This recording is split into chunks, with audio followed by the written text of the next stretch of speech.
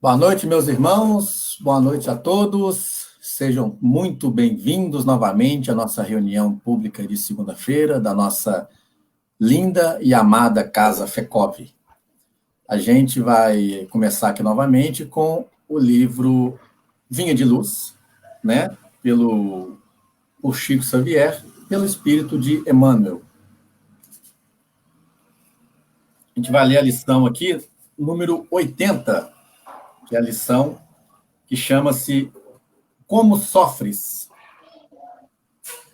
Mas, se padece como cristão, não se envergonhe, antes glorifique a Deus nesta parte.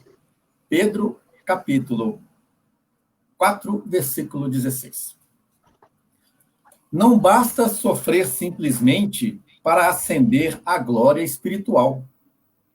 Indispensável é saber sofrer, extraindo as bênçãos de luz que a dor oferece ao coração sequioso de paz.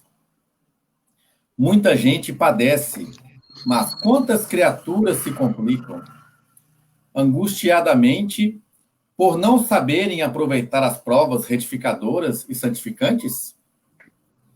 Vemos os que recebem a calúnia, transmitindo-as aos vizinhos. Os que são atormentados por acusações, arrastando companheiros às perturbações que os assaltam.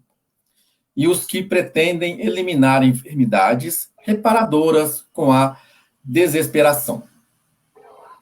Quantos corações se transformam em poços envenenados de ódio e amargura, porque pequenos sofrimentos lhes invadiram o círculo pessoal?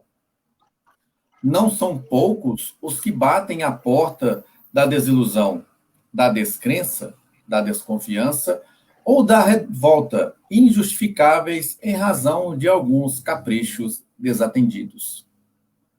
Seria útil sofrer com a volúpia de entender o sofrimento dos outros? Não será agravar a dívida o ato de agressão ao credor somente porque resolveu lhe chamar-nos às contas? Raros homens aprendem a encontrar o proveito das tribulações.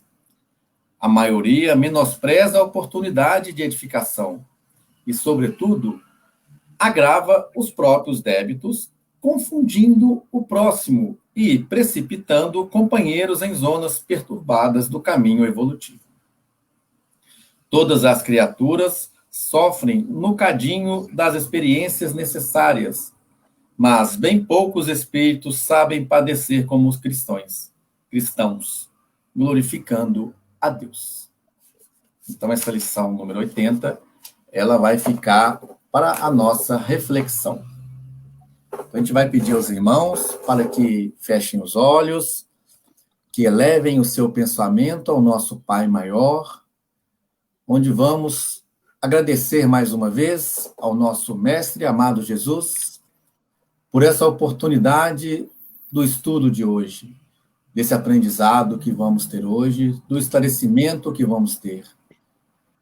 Pedindo, Mestre, que continue abençoando a nossa Casa FECOV, direcionando os trabalhos que terão essa noite, mesmo à distância, mas que as vibrações dos nossos mentores e amigos espirituais possam estar dirigindo cada tarefa. Pedindo também, Mestre, o apoio para as demais casas espíritas, com as tarefas que terão também essa noite. Pedimos, Mestre, que nos envolva nessa corrente de harmonia e de paz, nós que estamos participando dessa reunião, e aqueles irmãos que, porventura, não estarão conosco também. Pedimos, Mestre, que abençoe o nosso irmão Itamar Morato, que veio com a boa vontade, com o coração aberto, para nos transmitir hoje o ensinamento sobre o nosso irmão, o codificador Kardec. Pedindo aqui ao nosso irmão Itamar possa estar recebendo as boas vibrações, que ele possa estar nos passando o seu estudo, suas informações com objetividade e clareza, para que possamos aprender mais um pouco. Se conosco, hoje, agora e sempre, que assim seja. Amém. Meus irmãos, então, A gente vai estar passando a palavra para o nosso irmão Itamar. Boa noite, Itamar. Seja bem-vindo à nossa casa FECOV, mais uma vez. E vamos passar a palavra Boa para ele. noite, Rodrigo. Boa noite. E os irmãos que quiserem fazer os comentários pelo chat ou perguntas, a gente depois vai passando para o Itamar, ou durante a exposição do tema, ou no final do tema também. Tá ok? Então, a gente já agradece a presença de todos vocês. Itamar, meu irmão, meu amigo, a palavra é toda sua. Bom estudo para você.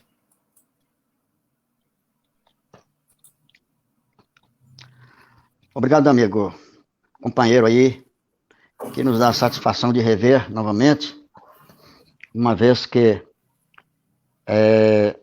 o momento atual nos chama ao bom senso e as nossas reuniões, os nossos estudos, a divulgação da doutrina espírita se faz pelas plataformas que a tecnologia nos favorece, de formas que a doutrina espírita, o movimento espírita, continua pujante com a presença de todos aqueles que estão sendo servidos e orientados nessa doutrina maravilhosa. Uma boa noite a todos, um bom dia ou boa tarde, conforme o horário que possam nos assistir, né? Os caros irmãos, internautas, especialmente os nossos irmãos, amigos da FECOV, que se apresenta nesse trabalho grandioso, apresentado para todos.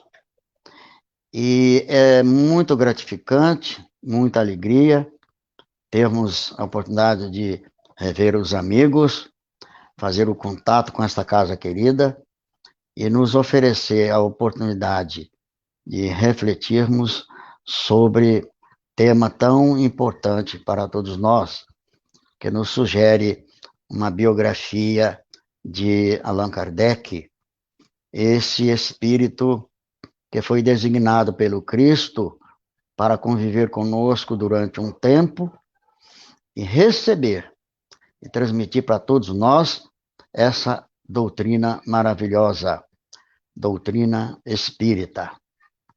Nosso irmão Allan Kardec, que no último dia 3 é o dia do seu nascimento, se ele estivesse conosco, ele estaria fazendo 216 anos. Então, nesta data, é muito oportuno para todos nós conhecermos e relembrar, né, esse personagem grandioso que esteve conosco. E como o tema nos sugere uma biografia, certamente nós vamos fazer uma mini biografia e nós teríamos que fazer uma observação interessante para que a gente possa trazer alguma informação sobre esse grandioso personagem.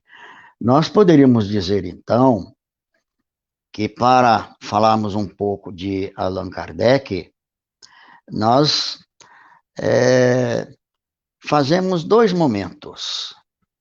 Um momento da trajetória desde o seu nascimento até o encontro com a espiritualidade, que foi por volta de 50, 51 anos de idade, e a partir daí, como ele mesmo decide, tomar um nome, porque Allan Kardec é um pseudônimo.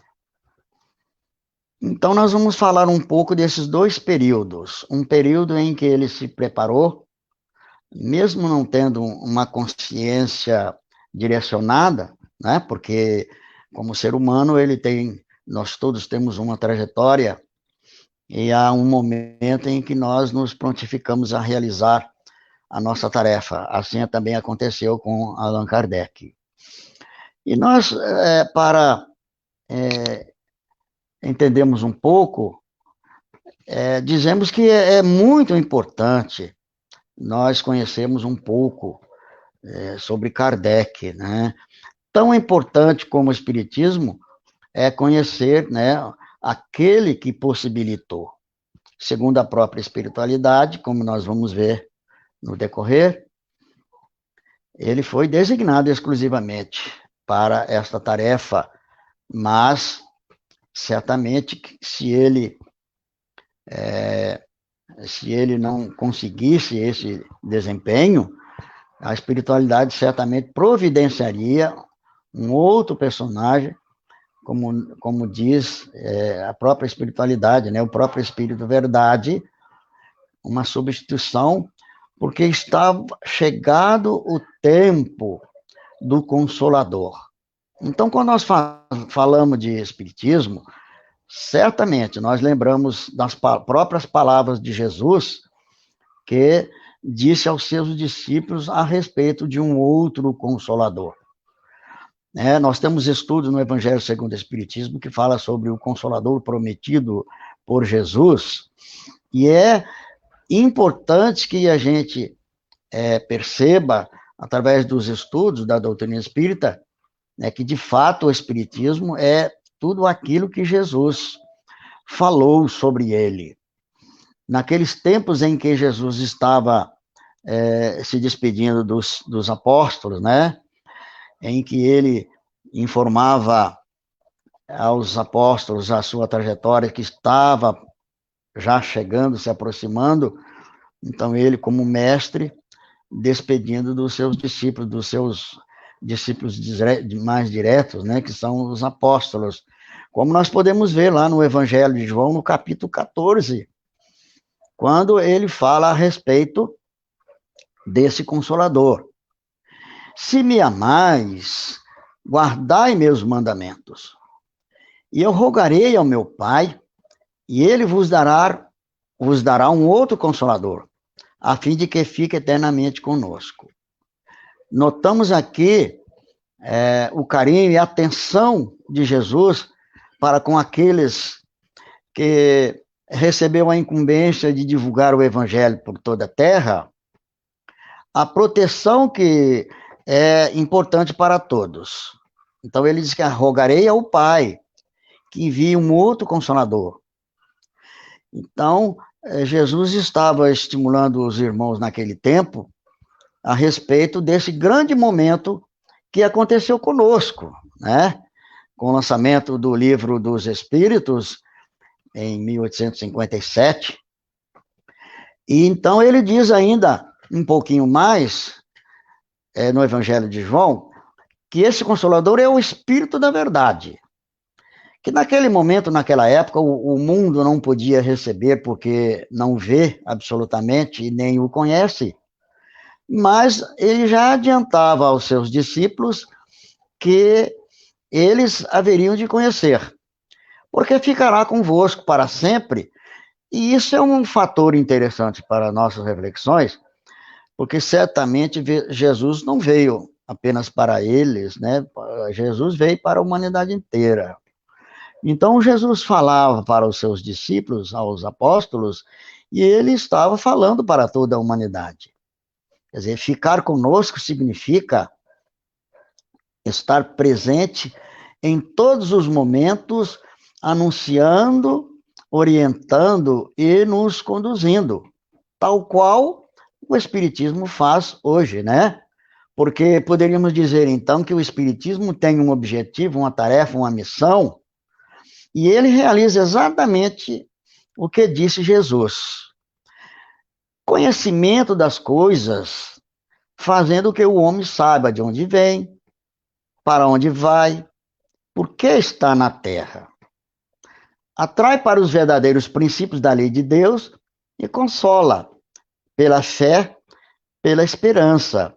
É o próprio Kardec que escreve, deixa escrito no Evangelho segundo o Espiritismo, no capítulo 6.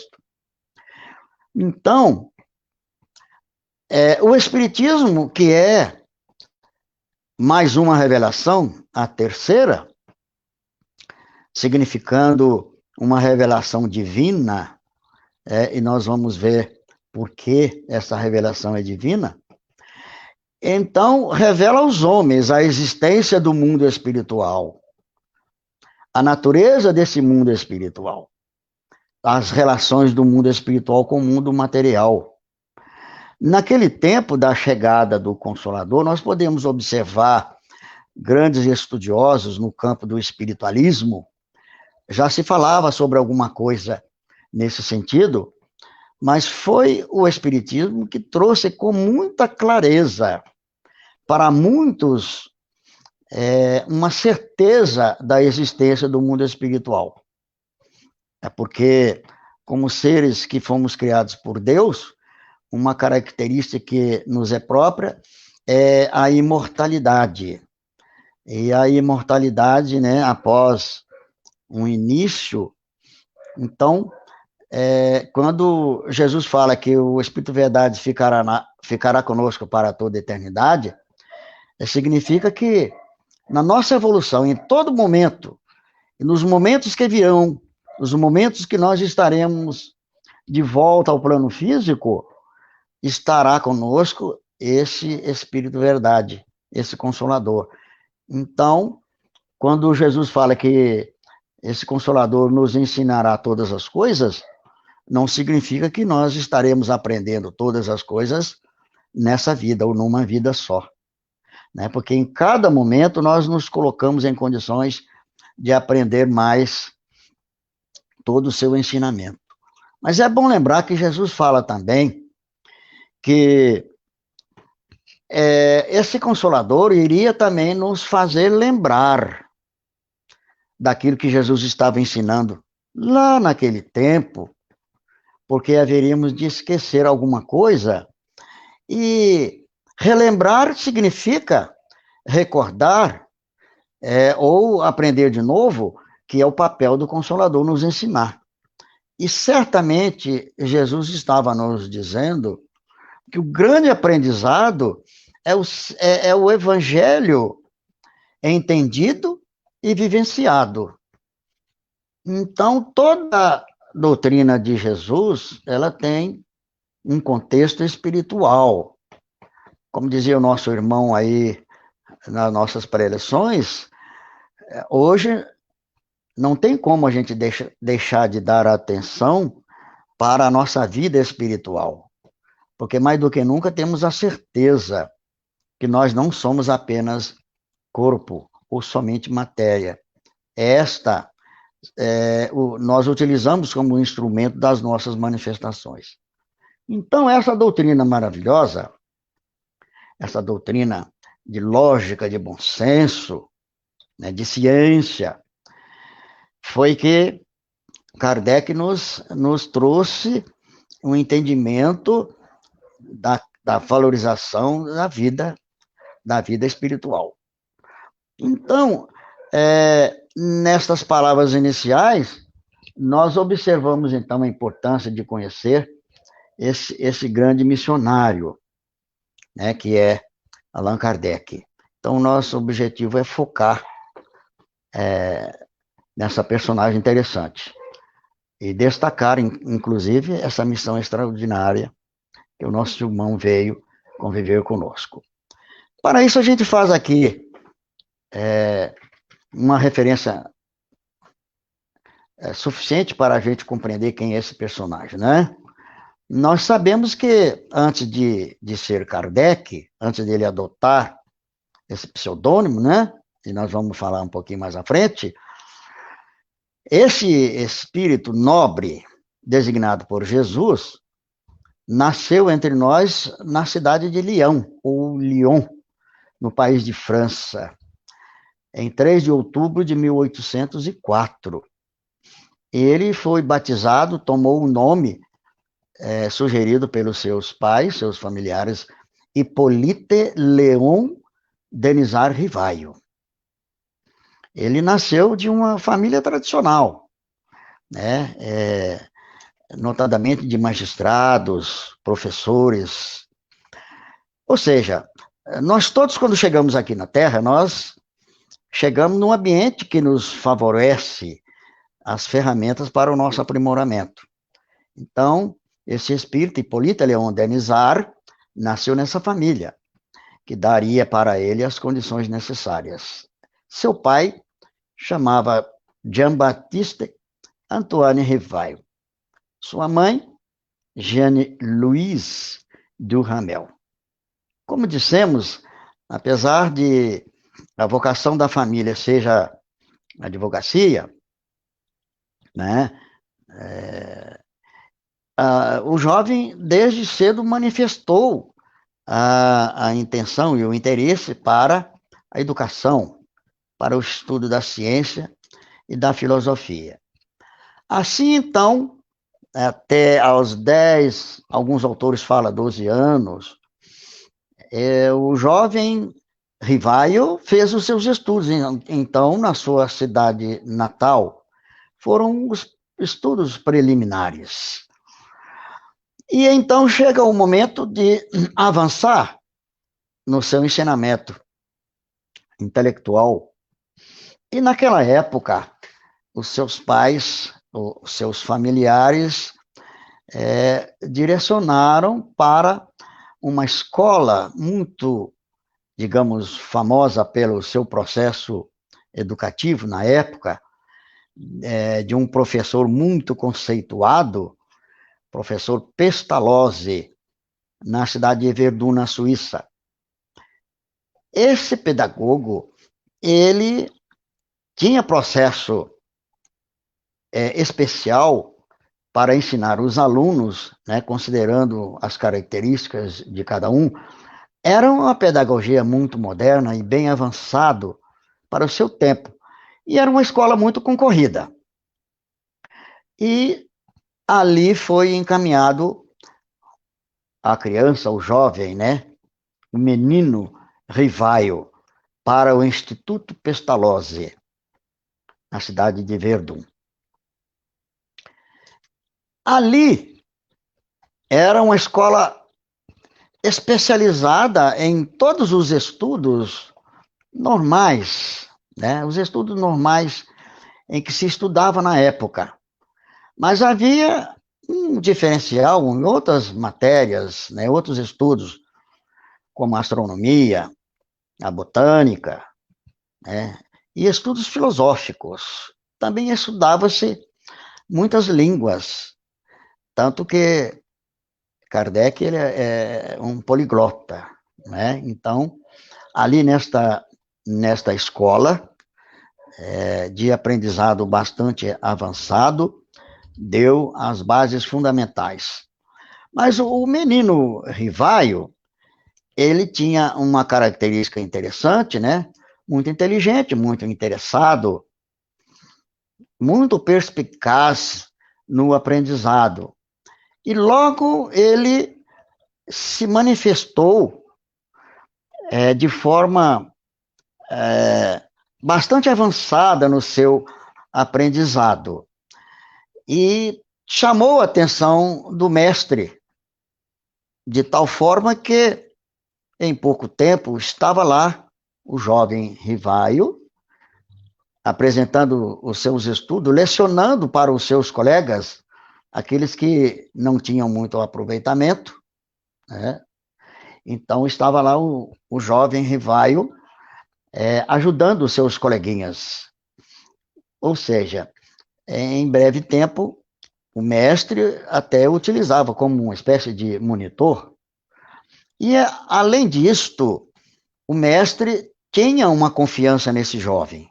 Quando ele se tornou uma certa idade, demonstrando bastante responsabilidades, o mestre delegava a ele a responsabilidade do cuidado da classe, e até mesmo substituindo em alguns assuntos, porque o mestre Pestalozzi era muito dinâmico e muito solicitado. Então, vez por outra, fazia suas viagens para atender alguns eventos.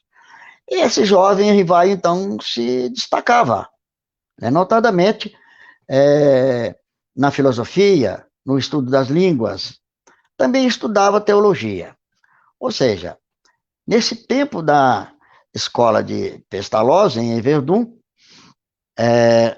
o jovem Rivaio obteve todas as as bases de conhecimento, de estrutura, inclusive a técnica, né, pedagógica utilizada pelo mestre, e esse modelo de pedagogia certamente iria contribuir bastante para o futuro Allan Kardec nas suas pesquisas, nos seus estudos. Além disso, ele se interessava. Um pouco antes de retornar a Paris, ele já estava também estudando, fazendo estudos sobre o magnetismo. E fazia estudos, inclusive, de parte de conhecimentos de biologia, de medicina, o que levou muitos biógrafos a achar que ele era médico. Na verdade, ele tinha esses conhecimentos e, às vezes, inclusive, como autodidata. Era o grande interesse desse jovem no conhecimento, certamente acompanhado pela espiritualidade no seu preparo, no momento em que eu aguardava para a sua grande tarefa.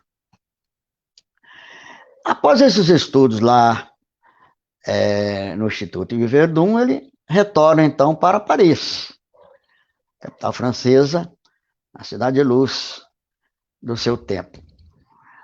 O seu campo de ação era o magistério e a pedagogia. E os seus estudos, né, filosóficos, os seus estudos nesta área, o levou a ser também um grande escritor. E logo no início, ele tomou conhecimento de grandes obras, inclusive o seu conhecimento de algumas línguas, né? Algumas línguas ele conhecia bem, estudou bem, né? Algumas línguas, o italiano, o inglês, o holandês, e principalmente o alemão. Então, um dos primeiros trabalhos ao retorno a Paris teve a oportunidade de traduzir obras alemãs. Ele era solicitado para traduzir algumas obras. Serviu, inclusive, para que ele tivesse algum ganho também, né, para a sua sobrevivência. E toda essa experiência deu a ele a condição de escrever obras. Ele escreveu muitos livros, no campo, notadamente, da pedagogia, do ensino às escolas. Logo, um pouco tempo depois da sua chegada, ele trabalhou para escrever um livro que denominou de Curso Prático e Teórico de Aritmética. Foi um livro aplicando, inclusive, o método Pestalozzi de aprendizado. Este livro ele foi muito importante. Ele veio a público, inclusive, com processos educativos que as mães poderiam aplicar com seus filhos. Foi uma obra muito importante. A primeira que ele trouxe a público. Esse jovem teve autoridades delegadas a ele a condição de professor, mas também de administrador de escolas, né? É assim que ele logo iniciou a sua trajetória, né, sendo professor de escolas de primeiro grau, de alguns estabelecimentos em Paris. Mas, com toda essa experiência, mais tarde ele fundou o seu próprio instituto, que ele denominou de Instituto Técnico, lá pelo ano de 1826. Esse instituto foi quase uma réplica do Instituto Pestalozzi, porque era o discípulo aplicando toda a técnica do mestre.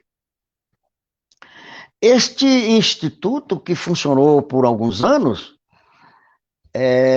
ele teve um revés com um certo parente dele, e então ele teve que desfazer deste instituto.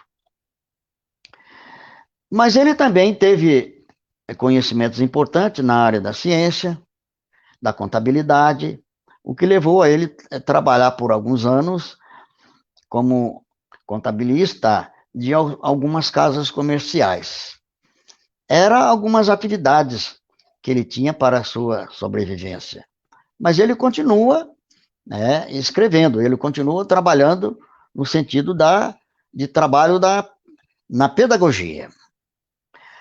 O conhecimento do professor Rivaio, então, né, o professor Rivaio, em várias áreas, deu a ele a condição de participar de várias sociedades, notadamente a Academia Real de Arras, onde lá ele prestou um trabalho que foi, inclusive, premiado.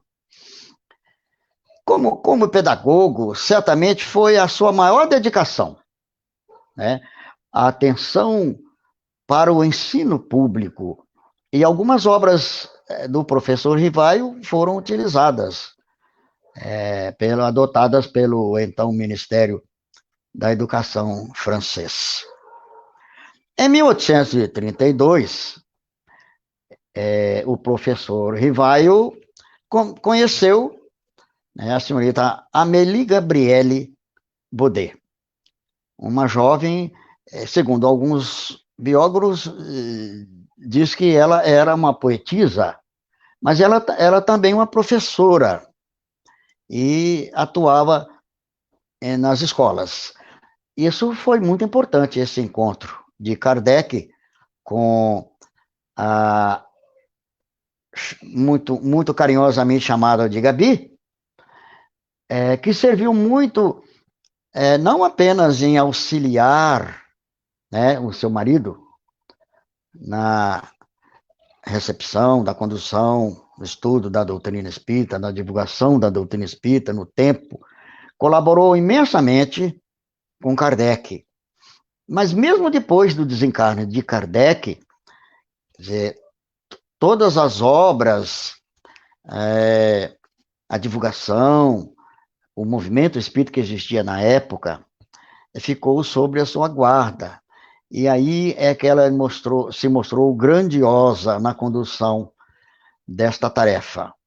Então, esse casamento foi uma união de dois seres para trabalhar com esse propósito. Eles não tiveram filhos. Nos anos 1835, 1840, quando deixou de atuar no Instituto Técnico, propôs a ajudar as crianças, os jovens, nos estudos, como se fossem, assim, aulas de reforço, mas também se propôs a ensinar cursos, e de forma gratuita, pois a maioria dos alunos não tinha condição de arcar com algumas despesas. E esse também foi um trabalho muito grandioso, uma colaboração imensa. Estas aulas que ele dava na sua própria residência eram de química, física, anatomia comparada, astronomia, e outras também que se fazia necessário. Sempre utilizando o processo didático, pedagógico do mestre Pestalozzi. De certa forma que depois de um certo tempo, também ficou sendo um processo didático do professor Rivaio. Pela sua inteligência, pelo seu discernimento, ele conviveu com pessoas de grande importância na época, como Victor Hugo, e eram seus amigos. Théophile Gautier, Camille Flammarion e outros que, inclusive, participaram com ele na futura Sociedade Espírita de Estudos Espíritas que haveria de acontecer, logo após o lançamento do Livro dos Espíritos. Então, alguns desses personagens teve uma convivência muito importante, pensadores muito importantes, e participando das sociedades daquelas instituições filosóficas, científicas. Ou seja, o professor Rivaio era um personagem muito conhecido no seu tempo, porque, além de tudo, ele continuava escrevendo, lançando grandiosas obras, sempre no campo da pedagogia. Como, por exemplo, publicado em 1828, ele ainda estava com 24 anos de idade, escreveu uma obra que foi utilizada pelo sistema de educação francês.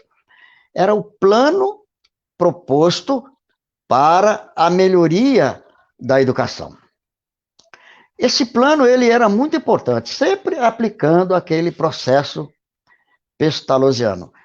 E indicava que esses cursos fossem ministrar-se, né, nas escolas, com professores que fossem preparados nesse processo, para que eles pudessem, então, dar as aulas à altura. Ele propunha, então, esta modalidade, essas escolas, diferenciada das tradições, porque incorporava as ideias do mestre Pestalozzi, levando em conta a condição do aluno, a capacidade de entendimento, a maneira própria do aluno, né, entender as lições. Era um estudo bastante avançado.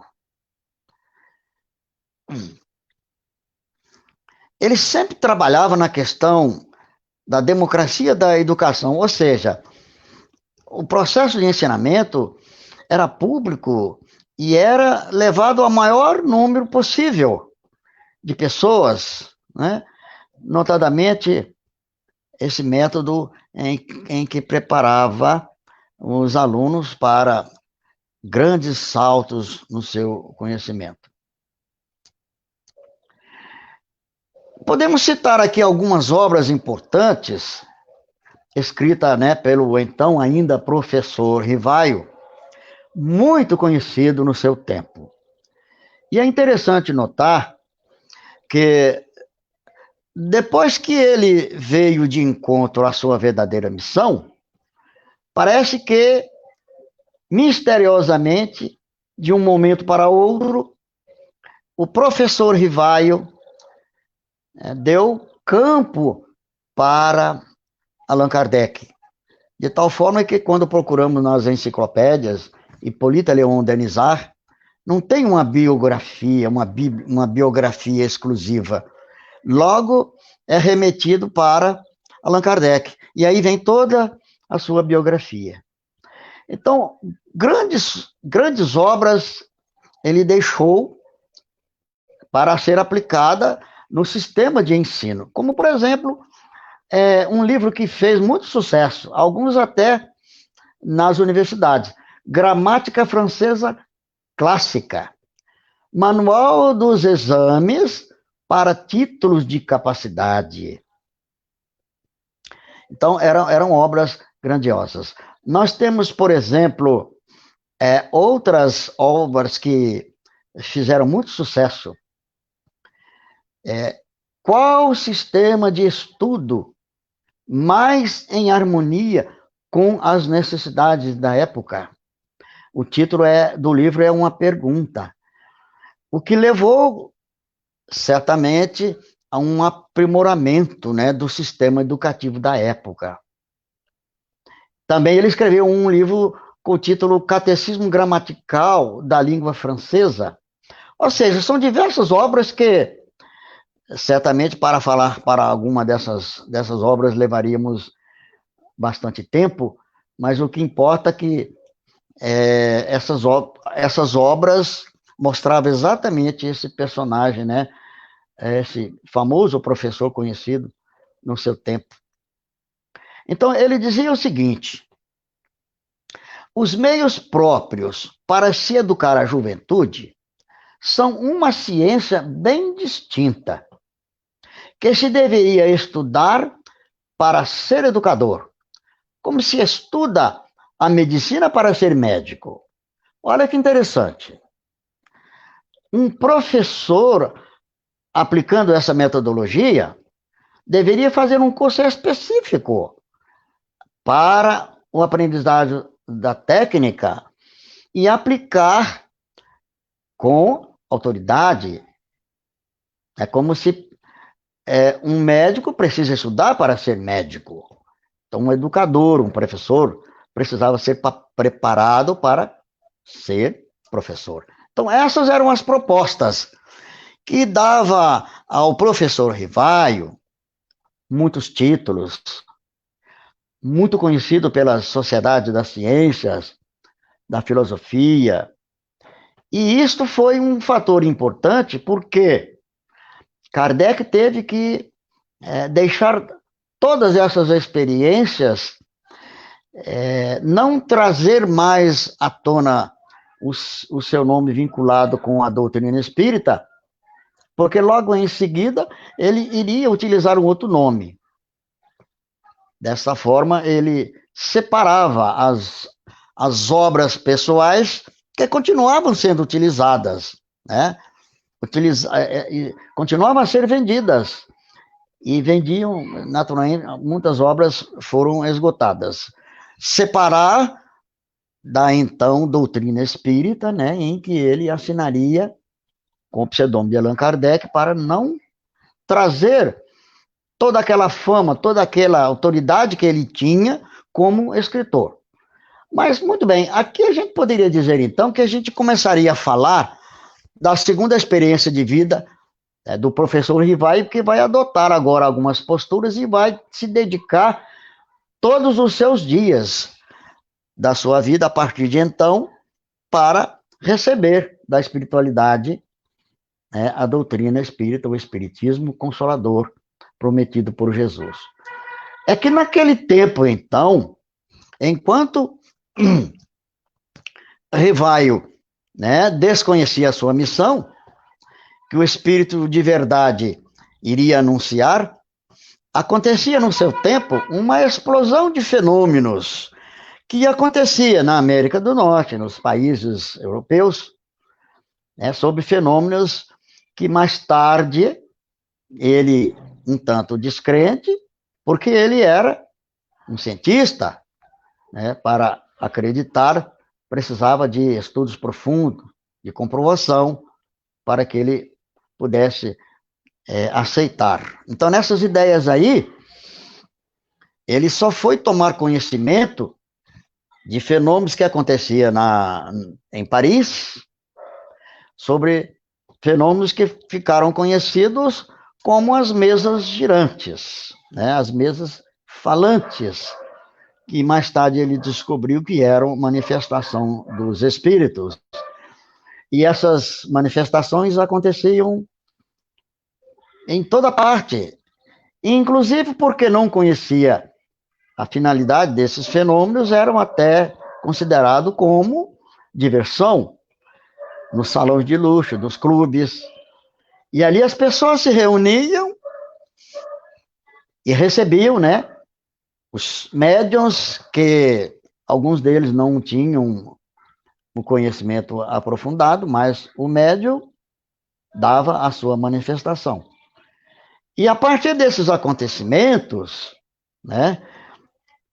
é que Rivaio conheceu, através dos seus amigos, esses fenômenos que foram chamadas de mesas girantes, de mesas falantes. A respeito desses fenômenos, ainda o professor Rivaio, teve as suas precauções. Ele tirava algumas conclusões, mas ainda um tanto cético. Porque foi em 1854, através do seu amigo magnetizador, da Sociedade dos Magnetizadores, seu Fortier, que Rivaio tinha uma boa relação. Então, o professor Rivaio, através de conhecimentos a respeito desses fenômenos, ele acreditava que era algo relacionado ao magnetismo, mas que ele só iria acreditar se fosse algumas condições. Então, essa ideia de uma mesa falante ainda não estava muito bem entendida. Ele ainda tinha algumas ressalvas a respeito. Mas foi convidado a participar de algumas reuniões na residência da senhora Roger, senhora Plena Maison, senhor Patier. Ali aconteciam algumas reuniões em que eram mais uma espécie de diversão, ainda não eram muito sérias, e Allan Kardec, né, o futuro Allan Kardec, participava ali e ele observava. Tratava-se de futilidades, perguntas, né, sem muito valor, mas ele observou alguns fatos interessantes em que ele, então, passou a interessar e passou não apenas a assistir, mas ele passou a aprofundar, como se fosse um estudo.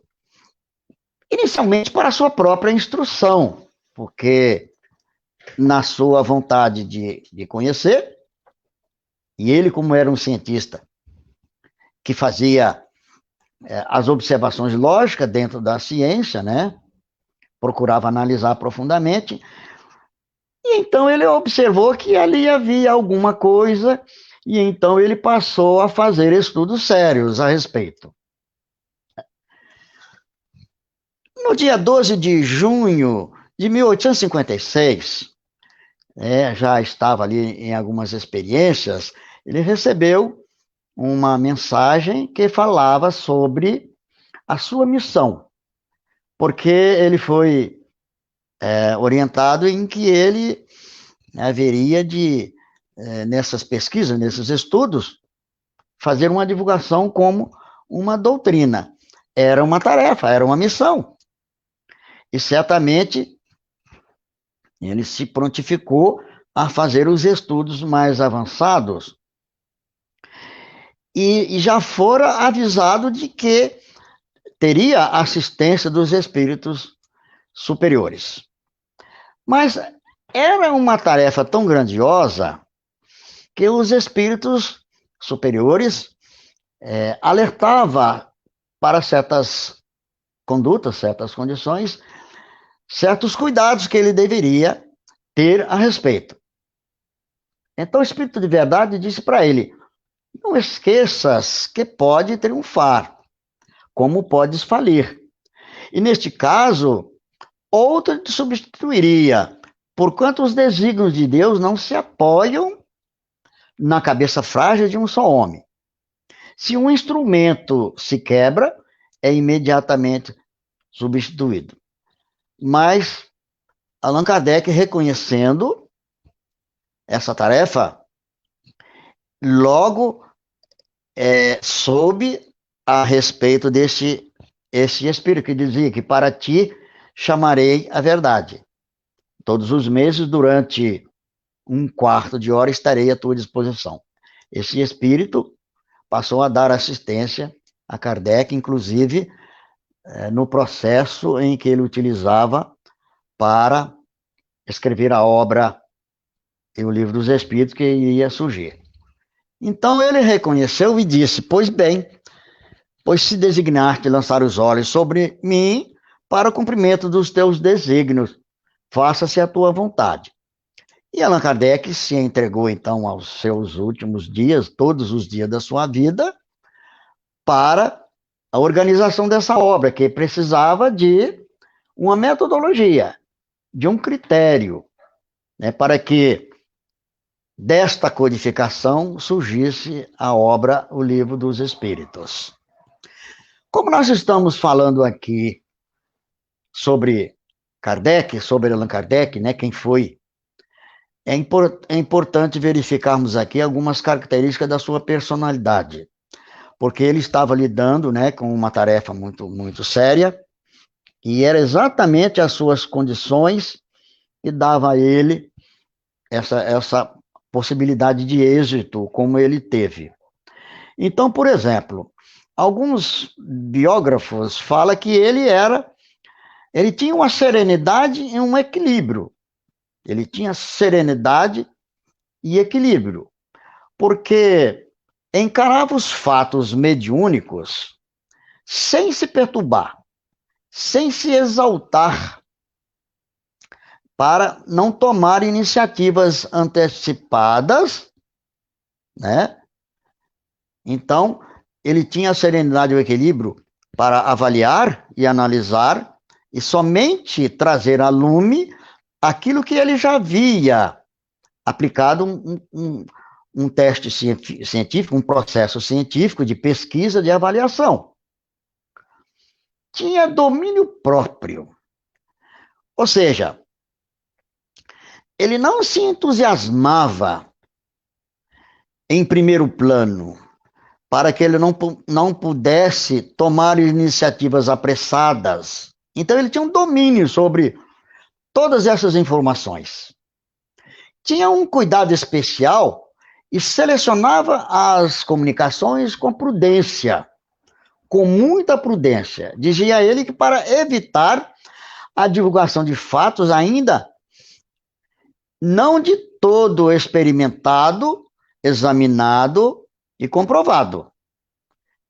Prudência nas suas conclusões. E tinha humildade em toda essa questão, na busca da verdade. Acima de tudo, o método que ele utilizava, então, de uma investigação científica, certamente não é uma investigação científica do tradicional em que se possa manipular material. Toda manifestação mediúnica era única no contexto. Ele procurava sempre analisar no contexto. Então, ele observava para considerar fatos. E é interessante, porque ele utilizava dos fatos para depois criar teorias. Normalmente, na dinâmica científica tradicional, os cientistas fazem as teorias e depois trazem os fatos. Então, ele utilizava primeiro os fatos. Então, o método era de investigação na comprovação dos fatos mediúnicos, era então um método experimental. Pois que então ele observava, comparava, analisava para tirar as conclusões. Então, desse método, ele foi observando que nas observações, nas conclusões, ele observava que havia sempre uma lei, né, que determinava e a comprovação dos eventos, dos fenômenos que ele tratava de forma científica. Então, surgindo fatos novos sem explicação conhecida, ele observava, analisava, procurava os efeitos, levava as causas e formulava as leis. Então, no Livro dos Espíritos, nós podemos ver todo esse processo. Inclusive, ele dando muito valor à questão das leis divinas, né, que está na terceira parte do Livro dos Espíritos, quando ele vai formular aquelas leis. Então, deduzindo das consequências, ele busca a aplicação útil. Porque se não houvesse uma aplicação útil destas conclusões, de nada valia essas pesquisas. Então, esse foi uma técnica e um método muito importante, né? Que ele chamava de dedução científica. Ele dizia lá, como está no livro Obras Póstumas, nunca elaborei teorias preconcebidas.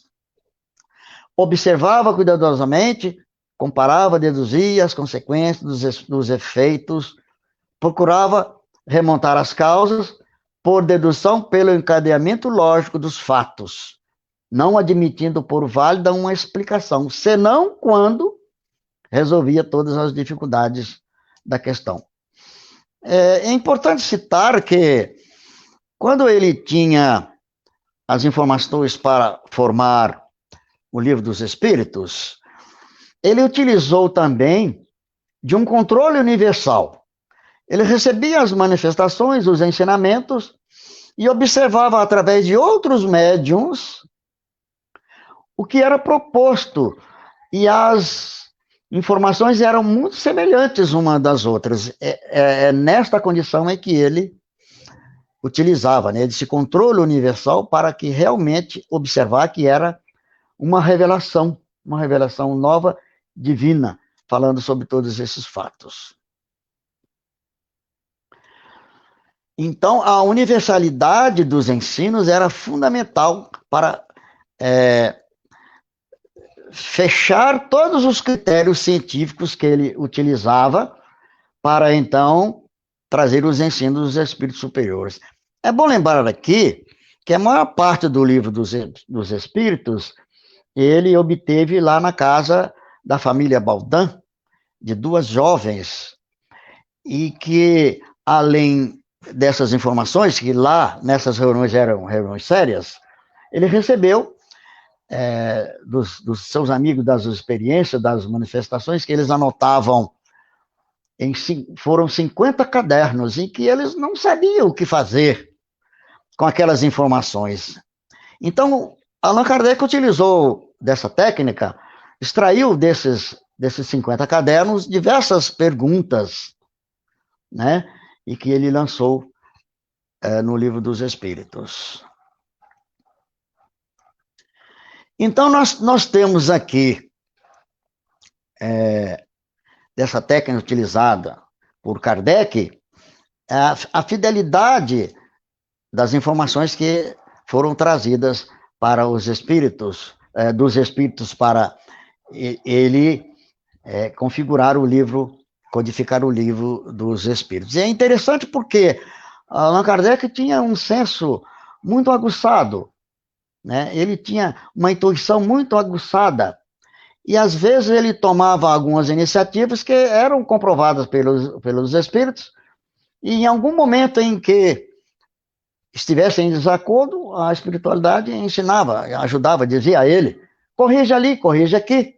É como o próprio Espírito de Verdade falou com ele na sua residência, quando ele, fazendo seus estudos, obteve certas batidas nas paredes, e que ele não teve um método, não teve uma possibilidade de entender completamente, mas nas reuniões mediúnicas ele obteve, então, a informação que estava dizendo para ele, mudar alguma coisa aqui, alguma coisa ali, para que ficasse tudo perfeito. Então, Kardec não era médium, no sentido mais amplo, ostensivamente, mas ele tinha, na sua intuição, né, algo extraordinário. Então, tudo foi conduzido, e as suas decisões de muito bom senso. Esse foi um lado muito importante, porque ele mesmo dizia, sou um homem positivo, sem entusiasmo, que tudo julga friamente, o raciocínio com os fatos. Não sou um idealista, mas um realista de bom senso, em que ele tratava da informação da espiritualidade com muito bom senso. E do lançamento do Livro dos Espíritos, já partindo aqui para finalizar a nossa fala, nossa palestra, ele então recebeu de um espírito amigo chamado Zéfiro, que falou com ele sobre uma grande experiência que ele teve nas Gálias. Gálias era a mesma religião, era a mesma região ali de França, em que o Império Romano conquistou. Naquele tempo, havia lá uma religião chamada religião dos druidas, e ele teria sido um sacerdote, e utilizava na época o nome Allan Kardec.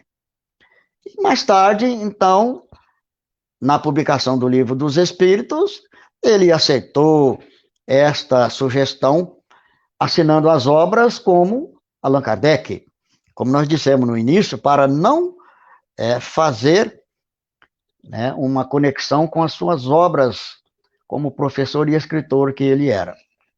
E então, a partir daí, nós conhecemos Allan Kardec. Qualquer pesquisa que nós queiramos conhecer, né, Allan Kardec na sua vida, nós vamos encontrar, então, um direcionamento para o que ele principalmente dedicou e escreveu, né, publicou as obras pela orientação dos Espíritos. Nós sabemos que as obras publicadas foram o Livro dos Espíritos, né? Ele, antes de publicar o Livro dos Médiuns, publicou uma grande obra que é O que é o Espiritismo, que é sempre sugerido a gente ler antes. Depois o Livro dos Médiuns, o Evangelho segundo o Espiritismo, o livro O Céu e o Inferno e a Gênese. Então, nós temos aqui, em pouco tempo, uma informação a respeito desse grande missionário, né, que foi, com certeza, indicado pelo próprio Cristo, o Espírito de verdade conhecido como uma equipe de espíritos. Alguns dizem, né, que o Espírito de verdade é o próprio Cristo, mas certamente toda aquela pleiade de espíritos que assistiram, né, o professor Rivaio e depois Allan Kardec, faz parte de um trabalho do Cristo, né, que trouxe essa grande obra, veio dar à luz à humanidade, principalmente quando iniciava um período muito importante para todos nós aqui do planeta Terra, né, que a partir de então fica caracterizado um período muito importante da humanidade, que é o de se transformar em mundo de regeneração. Então, quando nós falamos de mundo de regeneração, certamente nós estamos falando a partir da chegada do Consolador Prometido. Nós sabemos que Allan Kardec fundou a Sociedade Espírita de Paris, exatamente para estudar e divulgar a doutrina espírita. Ele publicou também uma espécie de jornal que é conhecido como a Revista Espírita, durante 11 anos, né, até o dia do seu falecimento, do seu passamento para o mundo espiritual.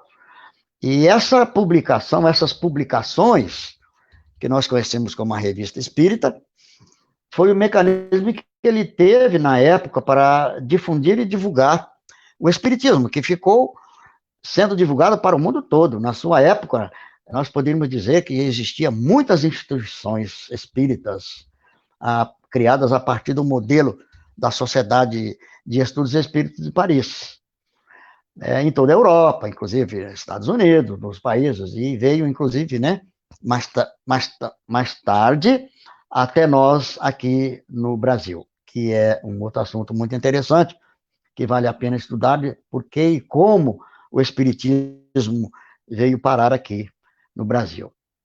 Também nós sabemos que essa Sociedade de Estudos Espíritas de Paris, ela foi um modelo. E ali, depois do Livro dos Espíritos, praticamente todas as obras, né, surgiram muitas mensagens, muitas orientações que serviram para a publicação das outras obras, né, principalmente o Evangelho segundo o Espiritismo. Nós temos uma obra fantástica, né, que tem uma passagem evangélica, comentário de Kardec e o comentário dos Espíritos, né, uma parte lá, instruções, chamada Instruções dos Espíritos. Mas partindo aqui para os finamentos, é importante nós entendermos a importância de que maneira o Espiritismo tem sido feito, né, tem sido proporcionado como um grande benefício para a nossa humanidade. Em muitas condições, impedindo inúmeros suicídios, restabelecendo a paz e a concórdia em várias famílias, tornando mansos e pacientes os homens violentos e coléricos. Deu a designação àqueles em quem faltava, reconduziu a Deus os que o desconheciam, destruindo-lhes as ideias materialistas, verdadeira chaga social que aniquila a responsabilidade moral do homem. É porque uma das tarefas do Espiritismo é combater, no bom sentido, o materialismo e trazer a lume aquilo que se propôs, né? Falar sobre o mundo espiritual, a relação que nós temos com o mundo espiritual, que é a nossa morada definitiva. Conduzir os homens a se amarem como irmãos. Ou seja, a doutrina espírita nos deu uma visão muito ampla daquilo que Jesus nos ensinou. Não podia ser diferente, né? Porque é o Consolador que foi prometido. Hoje, quando nós falamos que o que nós esquecemos do Evangelho é exatamente aquilo que Jesus trouxe na base do seu Evangelho, que é o amor aos nossos irmãos, é o perdão aos nossos adversários, aos nossos perseguidores. Então, a doutrina espírita veio clarear todo o entendimento do Evangelho, tal qual Jesus nos apresentou no seu tempo. Então, essa é a grande contribuição da doutrina espírita, recebida por Kardec, esse nosso irmão que veio exatamente com a missão de trazer para nós. Então, nós consideramos aqui, nestas palavras, uma mini biografia de Allan Kardec e que consideramos que possa ser suficiente para o entendimento dos nossos irmãos, dos quais nós agradecemos muito a presença destes que nos acompanham e certamente os nossos irmãos internautas que poderão ver, poderão assistir, poderão ouvir essa palestra e entender um pouco desse grande missionário, desse grande apóstolo e discípulo de Jesus dos nossos tempos. Então, fica aqui os nossos agradecimentos e nós retornamos a palavra ao nosso irmão Rodrigo para que ele dê prosseguimento da nossa tarefa do dia de hoje. Muito agradecido a todos, ao nosso irmão, as preces nos direcionadas, porque nós certamente somos muito fragilizados e contamos imensamente, né, em face das nossas fraquezas, desses irmãos que possam nos conduzir. Então, passamos a palavra ao nosso irmão para o segmento da tarefa. Agradecemos, né, gente, ao Itamar pelo estudo de hoje, né, sobre uma mini biografia do nosso codificador, do nosso Kardec, que veio com uma missão espetacular, que foi a codificação do Espiritismo para nós, para facilitar a nossa vida aqui, o nosso entendimento, facilitar a nossa caminhada com esses esclarecimentos tão importantes para a nossa vida. Né? Então, a gente agradece ao Itamar novamente essa disponibilidade. E, irmãos, pelo visto aqui não teve nenhuma pergunta, então o estudo foi muito claro, né? Ninguém ficou em dúvida. A gente vai, então, passar para o encerramento aqui, a gente vai fazer a nossa prece final, né? Primeiro agradecendo a presença de todos que estiveram aqui com a gente, né?